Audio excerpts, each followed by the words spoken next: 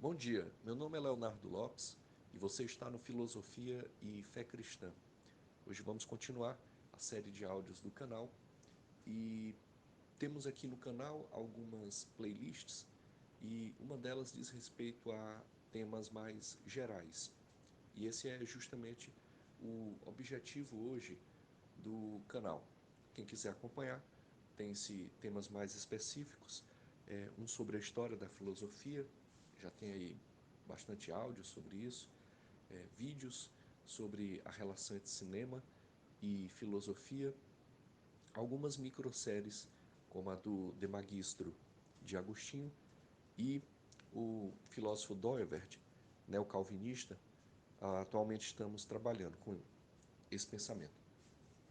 O áudio de hoje ele tem um caráter mais geral e vai buscar analisar uma passagem de Atos dos Apóstolos, capítulo 17, e uma suposta descoberta por estudiosos, digamos assim, de que a frase que é atribuída a Paulo em Atos 17, 28, que diz que em Deus vivemos, nos movemos e somos, na verdade não seria de Paulo, mas de um poeta grego chamado Epimênides. E aí vamos analisar as implicações disso, caso seja verdade. Então, a princípio, vamos ler aqui os Atos, livro de Atos, capítulo 17. Vamos ler todo o capítulo e depois fazer uma correlação com essa passagem específica. Então começa assim, diz a palavra de Deus em Atos 17. Tendo passado por Anfípolis e Apolônia, chegaram a Tessalônica, onde havia uma sinagoga judaica. Segundo o seu costume, Paulo foi à sinagoga e por 3 sábados discutiu com eles com base nas Escrituras, explicando e provando que o Cristo deveria sofrer e ressuscitar dentre os mortos, e dizia: Este Jesus que lhes proclamo é o Cristo. Então, alguns dos judeus persuadidos foram persuadidos e se uniram a Paulo e Silas, bem como muitos gregos temente a Deus e não poucas mulheres de alta posição. Mas os judeus ficaram com inveja. Reuniram alguns homens perversos dentre os desocupados e com a multidão iniciaram um tumulto na cidade. Invadiram a casa de Jason em busca de Paulo e Silas, a fim de trazê-los para o meio da multidão. Contudo, não os achando, arrastaram Jason e alguns outros irmãos para diante dos oficiais da cidade, gritando: Esses homens que têm causado alvoroço por todo o mundo, agora chegaram aqui. E Jason os recebeu em sua casa. Todos eles estão agindo contra o decreto de César, dizendo que existe um outro rei, chamado Jesus. Ouvindo isso, a multidão e os oficiais da cidade ficaram agitados. Então receberam de Jason e dos outros a fiança estipulada e o soltaram. Logo que anoiteceu, os irmãos enviaram Paulo e Silas para Bereia. Chegando ali, eles foram à sinagoga judaica. Os bereanos eram mais nobres do que os tessalonicenses, pois receberam a mensagem com grande interesse, examinando todos os dias as escrituras para ver se tudo era assim mesmo. Só uma breve pausa e comentário aqui. Aqui está o segredo para a vida cristã. Dizer algo. Alguém nos diz algo. E nos diz algo em nome de Jesus, em nome de Deus, está aqui a solução para o que deve ser feito. Está em Atos 17:11. Examinando todos os dias as Escrituras, para ver se tudo era assim mesmo. Ou seja, verificar. A tudo que seja dito deve ser feito como os bereanos. Deve se examinar. Examinar onde? Nas Escrituras. Sola Escritura. Para ver se tudo é assim mesmo. Continuou na leitura em 17:12. E creram muito dentre os judeus, bem como dentre os gregos, um bom número de mulheres de elevada posição e não poucos homens. Quando os judeus de Tessalônica ficaram sabendo que Paulo estava pregando a palavra de Deus em Bereia, dirigiram-se também para lá, agitando e alvoroçando as multidões. Imediatamente os irmãos enviaram Paulo para o litoral, mas Silas e Timóteo permaneceram em Bereia. Os homens que foram com Paulo levaram até Atenas, partindo depois com instruções para que Silas e Timóteo se juntassem a ele tão logo fosse possível. Enquanto esperava por eles em Atenas, Paulo ficou profundamente indignado ao ver que a cidade estava cheia de ídolos. Por isso discutia na sinagoga com judeus e com gregos tementes a Deus, bem como na praça principal todos os dias com aqueles que por ali se encontravam. Alguns filósofos epicúreos e estoicos começaram a discutir com ele. Alguns perguntavam: o que está tentando dizer esse tagarela? Outros diziam: parece que ele está anunciando deuses estrangeiros, pois Paulo estava pregando as boas novas a respeito de Jesus e da ressurreição. Então o levaram a uma reunião do Areópago, onde lhe perguntaram: podemos saber que novo ensino é esse que você está anunciando? Você está nos apresentando algumas ideias estranhas e queremos saber o que elas significam. Todos os atenienses e estrangeiros que ali viviam não cuidavam de outra coisa senão falar ou ouvir as últimas novidades. Então Paulo levantou-se na reunião do Areópago e disse: atenienses, vejo que em todos os aspectos vocês são muito religiosos, pois andando pela cidade observei cuidadosamente seus objetos de culto e encontrei até um altar com esta inscrição: ao Deus desconhecido. Ora, o que vocês adoram, apesar de não conhecerem, eu lhes anuncio. E aqui vamos fazer também um comentário, essa famosa frase de Paulo, né? Que ele diz que encontra um altar com a inscrição ao Deus desconhecido, e aí ele pega esse mote para começar a pregação das boas novas a respeito da ressurreição de Jesus Cristo. Também vai ser atribuído a esse poeta grego Epimênides essa criação desse altar ao Deus desconhecido. Vamos ver um pouco depois. E aí vamos ver as implicações de Paulo ter ou não utilizado os ditos desse poeta Epimênides, que era um poeta grego. Continuando em Atos 17, 24. Continua Paulo dizendo aos atenienses, exortando e ensinando, pregando. Diz assim Paulo: o Deus que fez o mundo e tudo o que nele há é o Senhor do céu e da terra, e não habita em santuários feitos por mãos humanas. Ele não é servido por mão de homens, como se necessitasse de algo, porque ele mesmo dá a todos a vida, o fôlego, as demais coisas. E de um só fez ele todos os povos, para que povoassem toda a terra, tendo determinados tempos anteriormente estabelecidos e os lugares exatos em que deveriam habitar.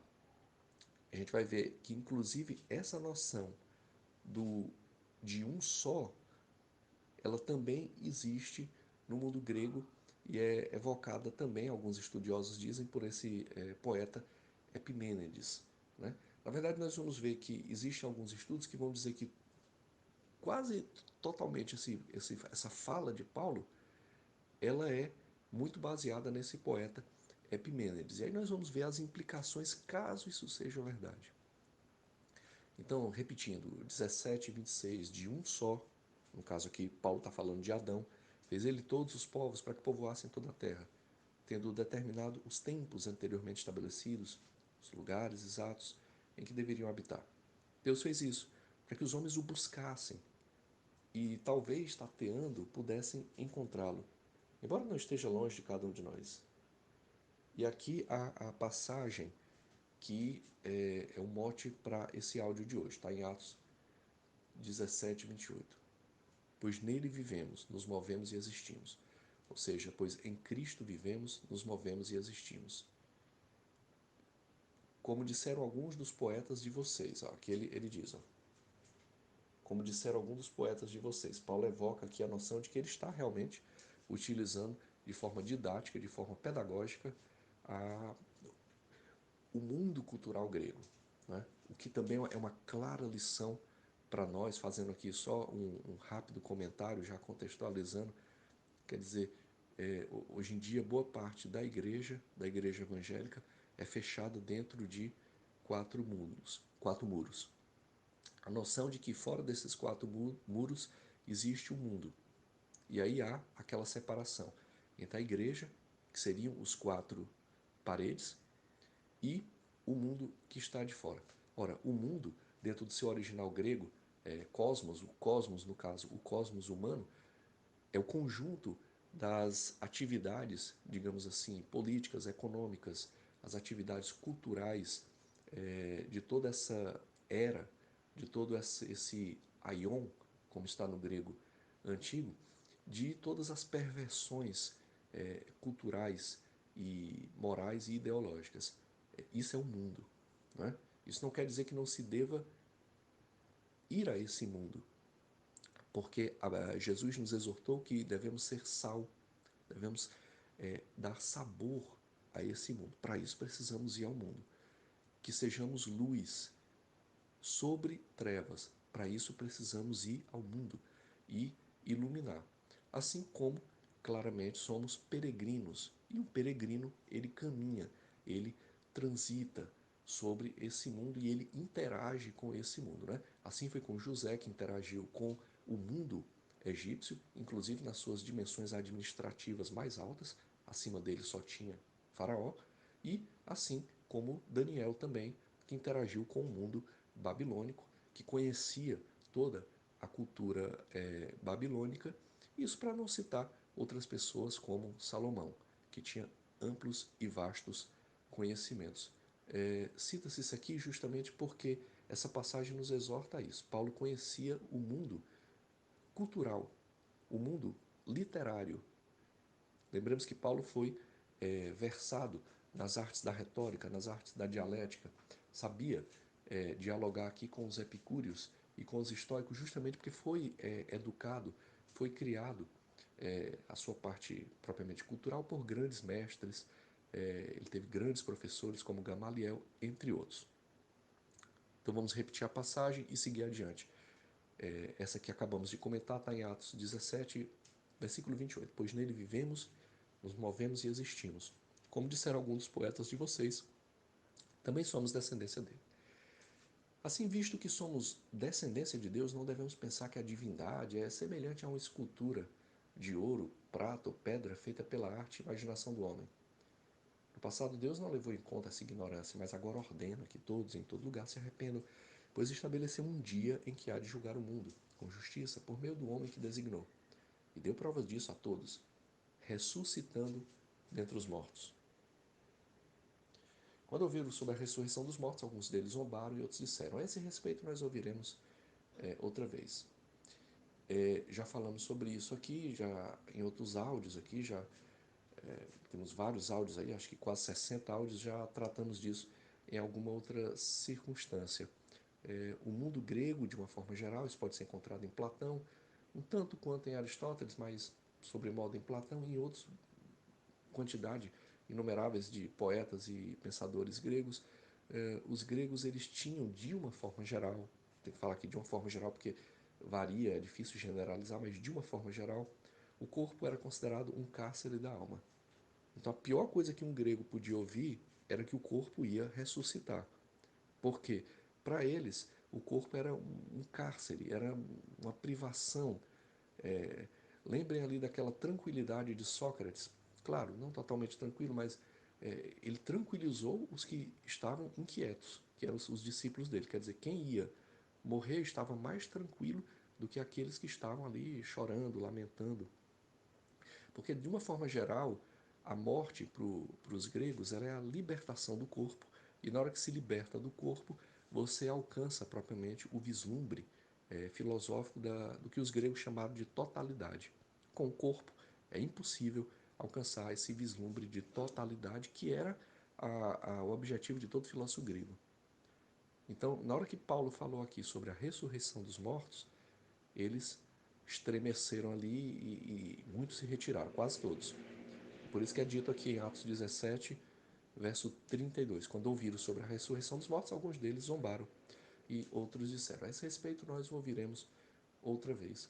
Com isso, Paulo retirou-se do meio deles. Alguns homens juntaram-se a ele e creram. Entre eles estava Dionísio, membro do Areópago, e também uma mulher chamada Damares e outros com eles. Amém. Bom, essa é a passagem, Atos 17. Nós vamos passar agora a fazer uma relação com o que alguns estudiosos dizem que boa parte desse discurso de Paulo não vem de Paulo, mas de um filósofo chamado Epimênides. Inclusive, digamos assim, ipsilíteres, essa passagem que diz que em Deus vivemos, nos movemos e existimos. Alguns atribuem hoje essa passagem a Epimênides, num verso em que Minos, filho de Zeus, se refere a Zeus e expressa isso com relação a Zeus. Então nós vamos analisar isso e veremos se, em caso de em ser verdade, se isso traz algum problema à sustentação que nos dá, a certeza que nos dá o texto bíblico. Pois muito bem, essa frase que é atribuída a Paulo e que está na Bíblia, ela sabemos que no ano 41 Paulo visitou Atenas e isso foi registrado por Lucas no livro Atos dos Apóstolos. E pelo texto, e lemos aí o texto, justamente para mostrar que Paulo ele tinha muita familiaridade com a crença dos gregos, com a cultura dos gregos, e ele utilizava isso de forma muito hábil para operar a transmissão das boas novas e a conversão dos gregos ao cristianismo.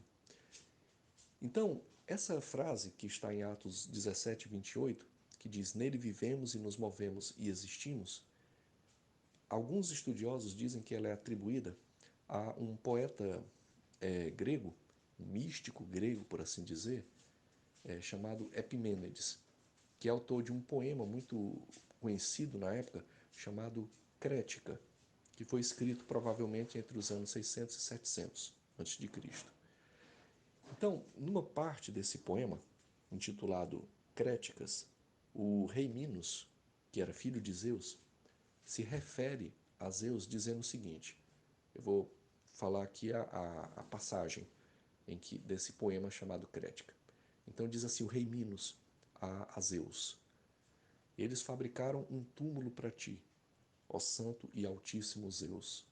Esses cretenses, sempre mentirosos, bestas malvadas, glutões preguiçosos. Mas tu, Zeus, não estás morto. Pela eternidade, tu vives e te sustentas. Pois em ti, Zeus, vivemos, nos movemos e existimos. Notem que é a mesma passagem que Paulo utiliza. E aí, vamos aqui tratar do assunto fazendo uma digressão ao Antigo Testamento, inicialmente na passagem em que nos diz que Noé desceu da arca com seus 3 filhos após o dilúvio. E que a partir desses 3 filhos, ou seja, Sem, Cam e Jafé, fundaram-se os diversos povos. Sabemos que um daqueles filhos tinha sofrido maldição, porque tinha zombado de seu pai, numa clara alusão a todos aqueles que zombam de Deus. Né? O cristianismo é uma relação muito profunda de amor entre pai e filho, na figura de Deus Pai e de seu Filho Jesus Cristo, e no qual nós devemos estar em semelhança, a partir da obediência à palavra de Deus. E ali então é algo que prenuncia essa relação de, pode-se dizer assim, de afastamento de Deus. No caso da figura de Cam, um dos filhos de Noé. Ele zomba do seu pai e por isso é amaldiçoado. O outro filho, Jafé, recebeu uma bênção, mas a bênção maior recaiu sobre o filho chamado Sem, que é o pai dos povos semitas, dos quais temos o povo de Israel. Muito bem, a partir desses 3, tudo vem a ser formado. E boa parte do áudio de hoje é justamente para mostrar isso. Muitas vezes, quando se quer criticar o cristianismo e desmerecer o cristianismo, se diz assim: ah, mas essa questão do dilúvio, ela aparece em várias culturas. Ah, a figura da serpente aparece nos povos peruanos, nos povos ameríndios. Por exemplo, o Jung, ele era muito perspicaz em perceber esse tipo de coisa, entre outros pensadores. Mas, ou então se diz, ah, essa figura messiânica, ela aparece em outras culturas, uma criança abençoada. Sim. E aí, vamos tratar aqui da seguinte forma. E isso não tem nenhum problema. Por quê? Justamente é o que está tentando dizer. É a partir daqueles 3 filhos de Noé que tudo se funda. E eles carregam, inicialmente, a mesma mensagem. Mas pelo pecado de idolatria, e a idolatria, leia-se, é tudo aquilo, não só imagens de pedra, mas podem ser também pensamentos, ideologias, crenças que retiram, que subtraem a glória de Deus e deslocam essa glória para alguma outra coisa. No Antigo Testamento era muito comum ser deslocada para figuras de pedra, de madeira, de barro. Quer dizer, hoje é mais no sentido do deslocamento disso para pensamentos, ideias, cosmovisões. Mas tudo é idolatria. É um só pecado, chama idolatria. É a retirada da glória de Deus e colocar essa glória de Deus em outra coisa. Você pode ter idolatria, por exemplo, até no casamento.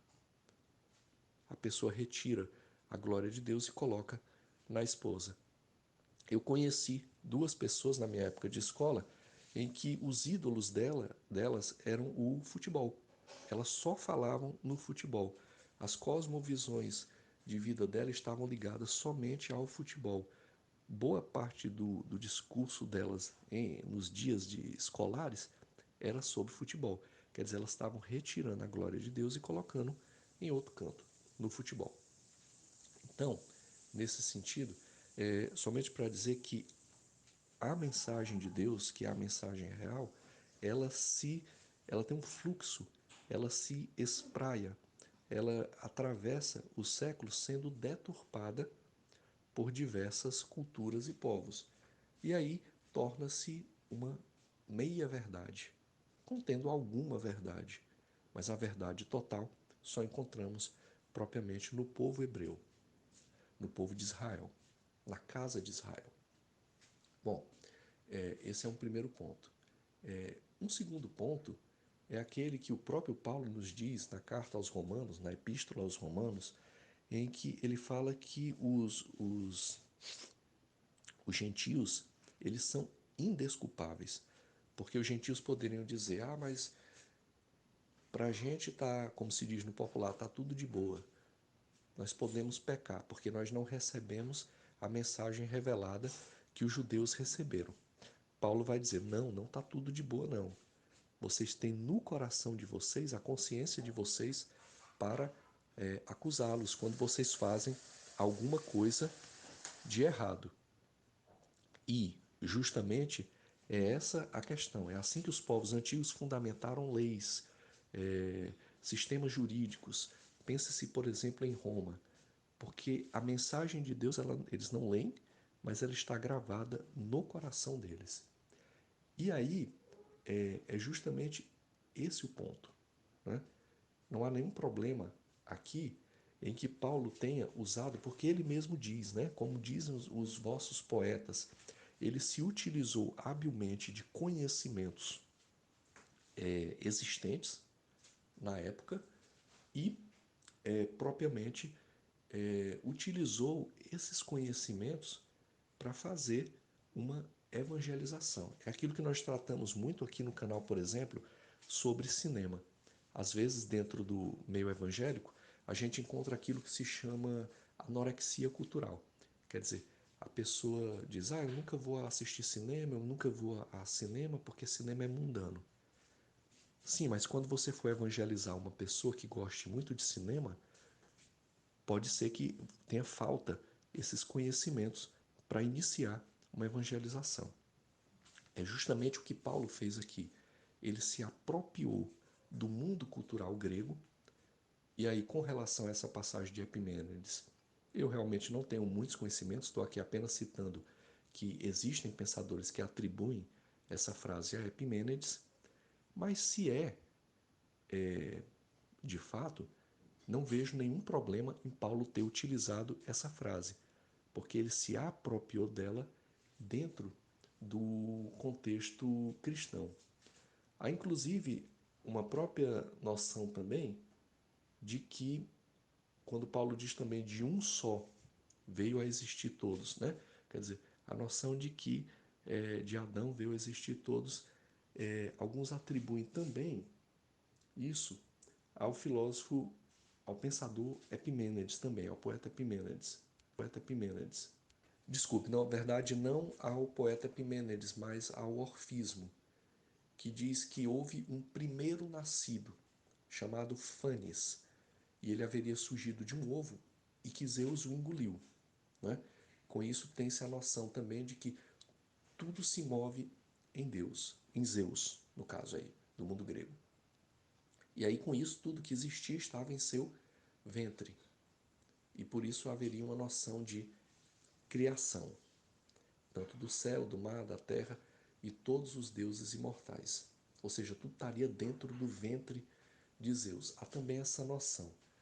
Onde, na verdade, se há, dentro, eu também não conheço muito sobre o orfismo, mas se há essa noção dentro do orfismo, desculpe, ela é uma noção que destoa um pouco do comum do mundo grego, porque a grande diferença do mundo grego é que nada teve propriamente uma origem, uma criação.